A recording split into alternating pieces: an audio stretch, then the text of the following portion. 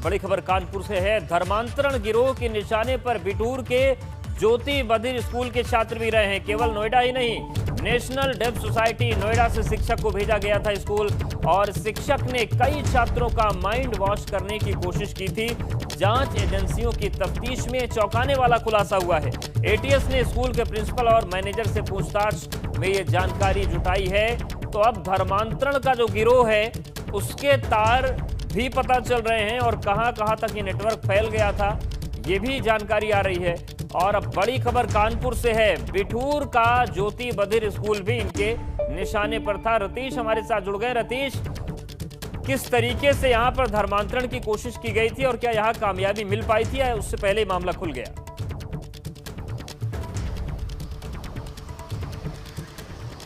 देखिए, धर्मांतरण गैंग का जो खुलासा किया गया है उसके एजेंडे पर मूक बधिर बच्चे रहते थे, और बिठूर का जो ज्योति बधिर मूक विद्यालय है वो वही विद्यालय है जहां पर आदित्य जो अब्दुल्ला बनाया गया उसकी माताजी भी पढ़ाती थी और वो भी वहां पढ़ता था। यहाँ पर राजू आलम नाम का एक व्यक्ति था जो नोएडा डेफ सोसाइटी से भेजा गया था टीचर, और इसका ये काम था 19 अप्रैल 2019 से 19 मार्च 2020 तक इसने यहाँ पर शिक्षा दी, और शिक्षा इस्लाम की देता था। ये बच्चों को इस्लाम के बारे में पढ़ाता था और नमाज भी अदा करवाता था। इसी बात की तफ्तीश करने के लिए एटीएस कानपुर पहुंची, और एटीएस ने इस मूक बधिर विद्यालय के प्रिंसिपल और तमाम टीचर्स से बातचीत करी है, पूछताछ करी है, और 8 साल का पूरा ब्यौरा मांगा है कि 8 साल में यहाँ पर किस किस तरीके की एक्टिविटीज़ हुई हैं, कौन कौन से टीचर्स, कौन कौन से स्टाफ यहाँ पर तैनात रहे हैं जिन्होंने पढ़ाया है और क्या पढ़ाया है। पूरा ब्यौरा मांगा गया है, और इस बात की तस्दीक भी हो जाती है क्योंकि आदित्य इसी स्कूल में पढ़ता था और राजू आलम के संपर्क में वो यहीं आया है। शिक्षकों ने जो हमें बताया, जो सूत्र हमारे बता रहे हैं, आदित्य उर्फ अब्दुल्ला यहीं पर राजू आलम के संपर्क में आया, और उसके बाद वो अलग से भी राजू आलम से मुलाकात करता था, उसके साथ समय बिताता था। यहीं से उसको प्रेरणा मिली है और उसके बाद वो इस माया जाल में फंस गया है।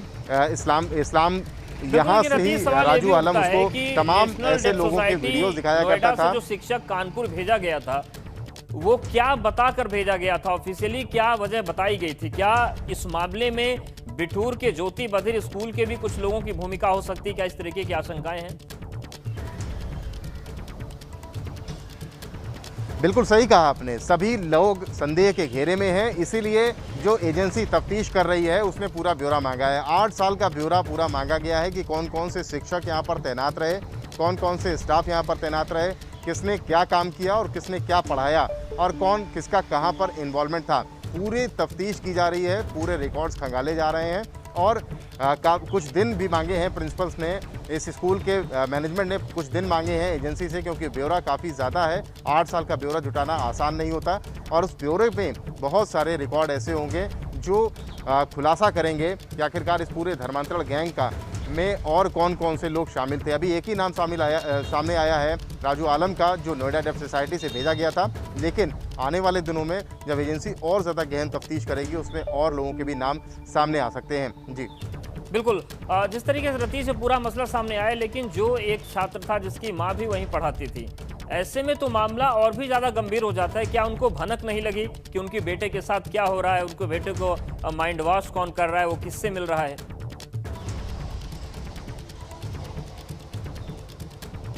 देखो, देखिए, माता उसकी जो माँ है आदित्य की, वो वहीं पढ़ाती थी और उनको पता रहता था। बार बार वो अपनी साइन लैंग्वेज में बातचीत भी करता था। तमाम ऐसे सवाल वो अपने पेरेंट्स से कर रहा था, अपने अभिभावकों से कर रहा था, जिसके जवाब उनके पास नहीं थे। इस तरीके से उसको बरगलाया गया है, इस तरीके से बातें करी गई हैं, माइंड वॉश किया गया है कि वो अपने परिवार से दूर हो रहा था, और इस्लाम की शिक्षा देने वालों या जिस तरीके के वीडियो और यूट्यूब वीडियोस उसको दिखाए जाते थे, इससे वो कनेक्ट अपने आप को महसूस करता था। इसीलिए वो मार्च में 10 मार्च के आसपास घर छोड़ करके भी चला गया था, और उसकी लोकेशन केरला और फिर वेस्ट बंगाल भी मिली थी। तो ये लोग काफ़ी ज़्यादा हावी थे, उस पर दिमागी रूप से काफ़ी ज़्यादा हावी होते चले गए।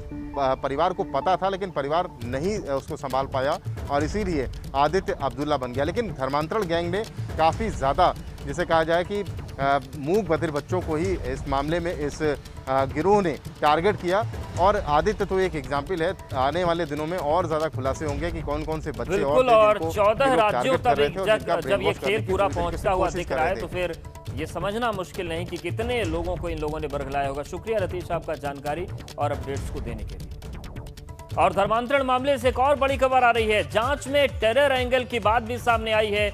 आतंकी संगठनों से जुड़े हैं धर्मांतरण गिरोह के तार।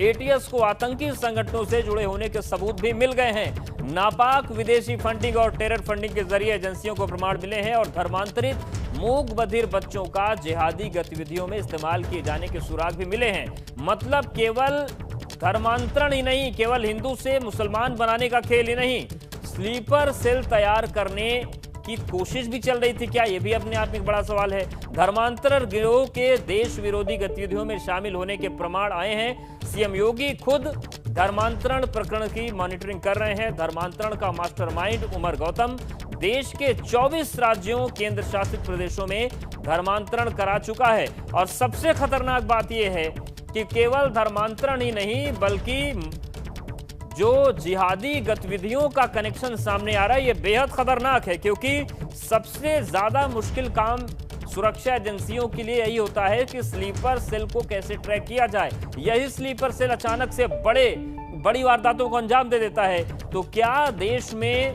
धर्म परिवर्तन के साथ ही साथ एक स्लीपर सेल तैयार करने की भी कोशिश चल रही थी? ये भी आशंकाओं को बल मिलने लगा है। और जिस तरीके से टेरर फंडिंग की बात सामने आ रही है वो काफी चौंकाने वाली है। एटीएस को आतंकी संगठनों से जुड़े होने के सबूत मिल गए हैं। टेरर फंडिंग की बात भी सामने आ रही है और यह बेहद खतरनाक खुलासा है।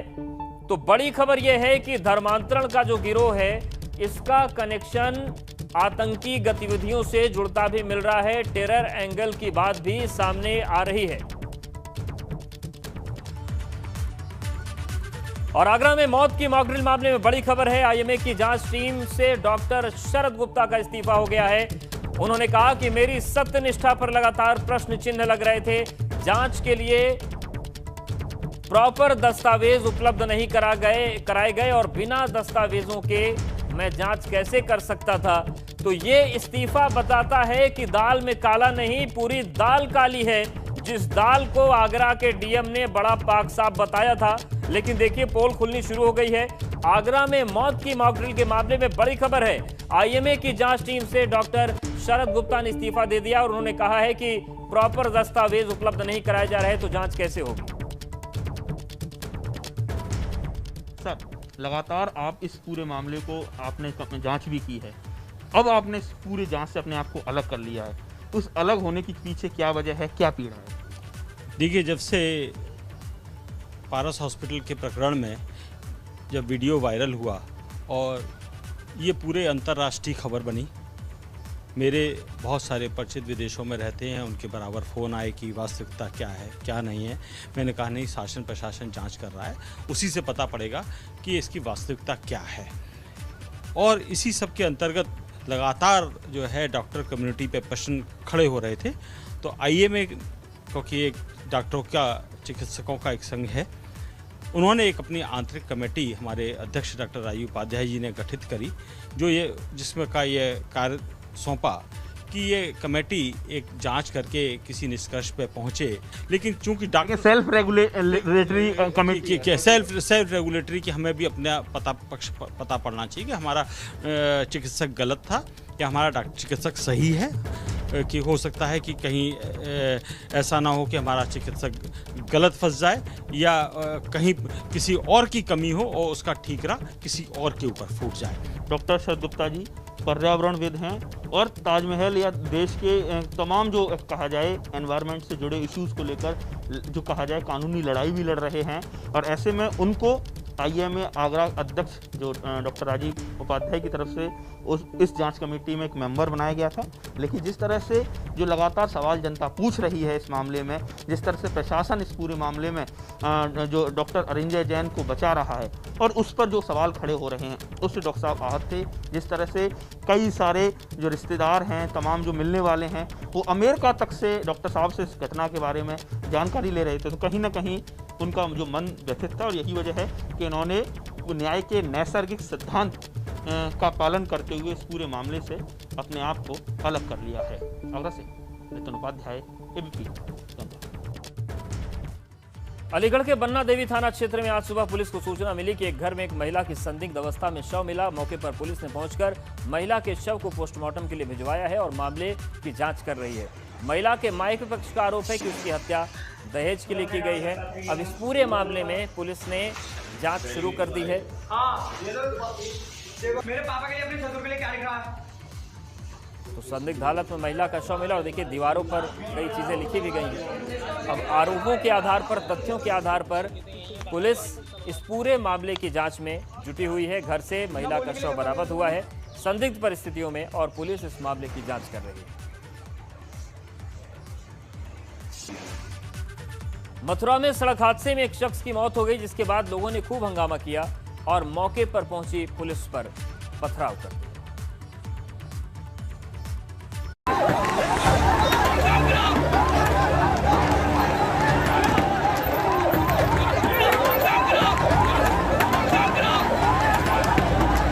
ये 3 तस्वीरें मथुरा में हुए बवाल की गवाही दे रही हैं।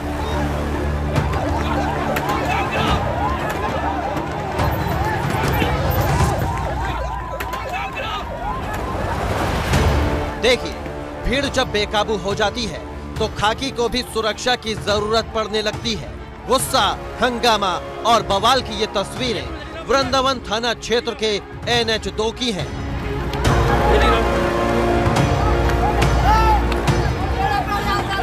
यहाँ दिल्ली से आ रही एक स्कॉर्पियो ने दूध बेचने वाले शख्स को इतनी जोरदार टक्कर मारी कि उसकी मौके पर ही मौत हो गई और इसके बाद फूटा इलाके के लोगों का गुस्सा।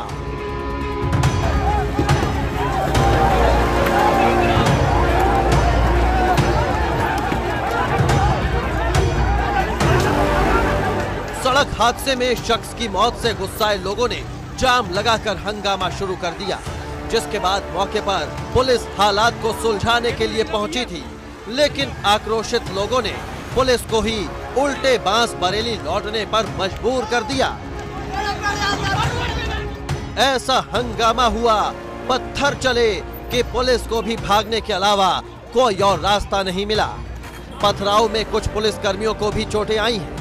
हालांकि बाद में मौके पर कुछ और फोर्स को बुलाया गया, जिसके बाद हालात पर काबू पाया गया।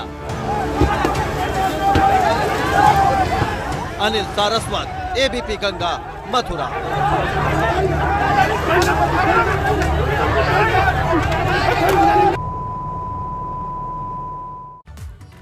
बरेली में शबीना धर्म परिवर्तन कर शोभा बन गई और सुखपाल से उसने हिंदू रीति रिवाज से शादी कर ली।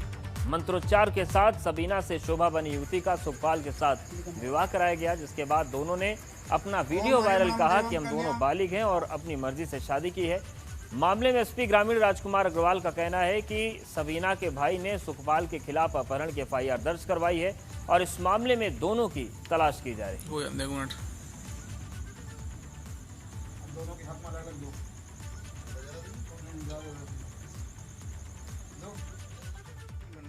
गंज के हेठौरा में श्री फरियाद हुसैन द्वारा थाने पे एक मुकदमा 363-366 का पंजीकृत कराया है, जिसमें उनका आरोप है कि उनकी बहन को उनके पास में ही रहने वाले सुखपाल अपने 2 अन्य लोगों के साथ गला फुसला कर ले गए हैं।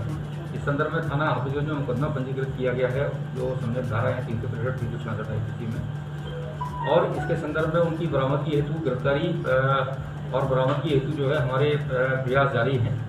साथ ही साथ इसमें सोशल मीडिया पे एक उक्त लड़की का वीडियो वायरल हो रहा है, जिसमें वो कह रही है कि उसकी उम्र जो है 18 साल से ज़्यादा की है और वो अपनी मर्जी से गई है।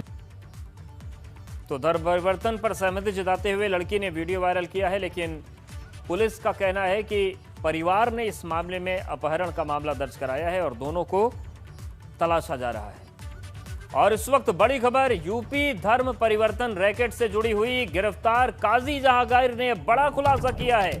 सिर्फ 2000 रुपए में धर्मांतरण सर्टिफिकेट देता था काजी और आरोपी जहांगीर आलम ने पूछताछ में यह खुलासा किया है। तो ये एक नया खुलासा सामने आया है। 2000 रुपए में धर्मांतरण का सर्टिफिकेट बन जाता था। गिरफ्तार काजी जहांगीर ने खुलासा किया और हमारे साथ विवेक त्रिपाठी जुड़ गए। विवेक, क्या महत्वपूर्ण बात सामने आ रही है? 2000 रुपए वाला मामला क्या है? जी देखिए अवधेश, ये बात सामने आई है कि वो जो सर्टिफिकेट जारी करता था उमर गौतम, उसके बदले में 2-2 हजार रुपए लेता था। इसके अलावा जो धर्मांतरण करता लोग उनके खाते में विदेशी खातों से रुपया भेजा जाता था। इन चीजों की पुष्टि के बाद जब एटीएस ने छानबीन शुरू की है तो ये धीरे ये पूरा किस्सा टेरर एंगल की तरफ आगे बढ़ रहा है। जिस तरह से जांच एजेंसियां, एटीएस के अलावा अन्य खुफिया एजेंसियां भी, आईबी भी जुटी हुई है और तमाम इंटेलिजेंस एजेंसीज इसको गहराई से छानबीन कर रही है। इनसे पूछताछ भी की जा रही है। जहांगीर और उमर गौतम से दोनों से पूछताछ की जा रही है और लगातार ये चीजें सामने आ रही है कि कहीं ना कहीं इसमें टेरर एंगल है। जिस तरह से इन लोगों ने लोगों को जोड़ा और एक जो सोशल बैलेंस है, जो जनसंख्या का बैलेंस है, जो पॉपुलेशन इक्वेशन है, वो बिगाड़ने की कोशिश की। उसके पीछे मकसद यही था कि जितनी ज्यादा से ज्यादा संख्या होगी इस्लाम कबूल करने वालों की तो इनका जो पार्टिसिपेशन है वो बढ़ेगा। बिल्कुल। तो विवेक, क्या अब आशंकाएं इस तरफ हैं कि मामला केवल सोशल बैलेंस का नहीं था, स्लीपर सेल की भी तादाद बढ़े, इसकी भी कोशिश थी? जी बिल्कुल अवधेश, देखिए स्लीपर सेल वो जो टेरर एजेंसियां हैं, जो टेरर संगठन है, आतंकी संगठन है, ये स्लीपर सेल इनके हैं। लेकिन एक तरह से ये जितने धर्मांतरण कराने वाले लोग हैं ये भी उसी तरह से काम कर रहे थे। ये टेरर जो संगठन है, आतंकी संगठन है, उनका एक हिस्सा बन के काम करते हैं और उनके लिए जमीन तैयार करते हैं पूरी तरह से। जिस तरह से उनको आदमी चाहिए, स्लीपिंग मॉड्यूल इनके होते हैं अपने, वो इनको एक तरह से मदद उस तरह की प्रोवाइड करा रहे थे जिससे सीधे सीधे आतंकी संगठनों का कोई संलिप्तता न है, क्योंकि आतंकी संगठनों पर देश की खुफिया। बिल्कुल, शुक्रिया विवेक, नजरें बनाए रखिएगा। और हमारे वरिष्ठ सहयोगी ओपी तिवारी जुड़ गए हैं। ओपी, जिस तरीके से तस्वीर सामने आ रही है, ये जो 2000 रुपए में धर्मांतरण सर्टिफिकेट बनता था, और क्या कुछ खुलासे जहांगीर की तरफ से हुए हैं? देखिए मैं आपको बताऊं तो काजी जहांगीर जो इस समय गिरफ्त में है, एटीएस की और एटीएस की रिमांड पर चल रहा है, उससे पूछताछ के दौरान जब सवाल किए गए तो सूत्रों के मुताबिक अपने ही जवाबों में काजी जहांगीर पूरी तरह से फंस गया। काजी जहांगीर से पूछा गया है कि वो सर्टिफिकेट किस आधार पर इशू करता था, तो उसने कहा कि लोग उसके सामने पेश होते थे और वो कहते थे कि वो बिना किसी दबाव के जब इस्लाम धर्म कबूल करना चाहते हैं तो लिहाजा इस आधार पर वो सर्टिफिकेट इशू कर देता था उन्हें इस्लाम धर्म कबूल करवाकर। इस पर जांच अधिकारियों ने उससे कहा कि ठीक है, लेकिन जब आपके सामने गूंगे बहरे पेश होते थे तो आप उन्हें कैसे कबूल करवाते थे, वो आपको कैसे बताते थे कि आपको गूंगे बहरे की भाषा आती है? अपने इस सवाल के जवाब में काजी जहांगीर फंस गया और जांच एजेंसियों के सूत्रों के मुताबिक उसने जांच एजेंसियों के सामने कबूल किया कि मात्र 2000 रुपए लेकर वो धर्म कन्वर्जन के सर्टिफिकेट जारी कर देता था। यानी कि पूरा का पूरा मामला एक तरह का गोरख धंधा है, जिसमें जो काजी था वो मात्र उसको 2000 रुपए से मतलब था, 2000 रुपए उसे दिए गए और उसके बदले में उसने एक सर्टिफिकेट इशू कर दिया। अब मामले के जांच अधिकारी ये जानना चाहते हैं कि गूंगे बहरों को आखिर धर्म जो है चेंज कैसे करवाया गया था, उसमें आखिर वो कौन लोग शामिल थे जो गूंगे बहरों को उनकी भाषा में समझा रहे थे। फिलहाल काजी जहांगीर और इस मामले में गिरफ्तार उमर गौतम से पूछताछ जारी है। बिल्कुल। ओपी तिवारी जी, अब मामला कानपुर के भी एक मूक बधिर विद्यालय से जुड़ता हुआ नजर आ रहा है, तो क्या आशंका इस तरीके की है कि जो देश भर के या उत्तर प्रदेश में या आसपास के राज्यों में मूक बधिर विद्यालय वो सारे निशाने पर हो सकते हैं इनके? देखिए, जो अभी तक काजी जहांगीर के पास से और उमर गौतम के पास से जो सर्टिफिकेट मिले हैं, अगर हम ऑथेंटिक की बात करें, एकदम जो अभी तक जांच के दौरान सामने आया उसमें इस मामले के साथ बिहार के गया, मुंगेर और पटना से जुड़ चुके हैं। वहाँ के सर्टिफिकेट भी जांच अधिकारियों को मिल चुके हैं, यानी कि वो कागजी तौर पर सामने आ चुके हैं। ऐसे में इस बात की संभावना से इनकार नहीं किया जा सकता, इस मामले के साथ कुछ दूसरे स्कूलों से या कुछ और दूसरे राज्यों से भी जुड़े हो सकते हैं। जी धन्यवाद आपका हमारे साथ जुड़ने के लिए, जानकारी देने के लिए। तो वरिष्ठ सहयोगी ओपी तिवारी जुड़े थे और उनका कहना था कि जिस तरीके से काजी जहांगीर पकड़ा गया है उसको मतलब 2000 रुपए से था, 2000 में सर्टिफिकेट बना देता था और मामला पूरा अब बिहार के कई जिलों से जुड़ चुका है, तो कई राज्यों तक इनका जो नेटवर्क था ये फैला हो, इस बात की आशंका है। हालांकि जो जांच एजेंसियां हैं वो अपनी जांच में लगी हुई है।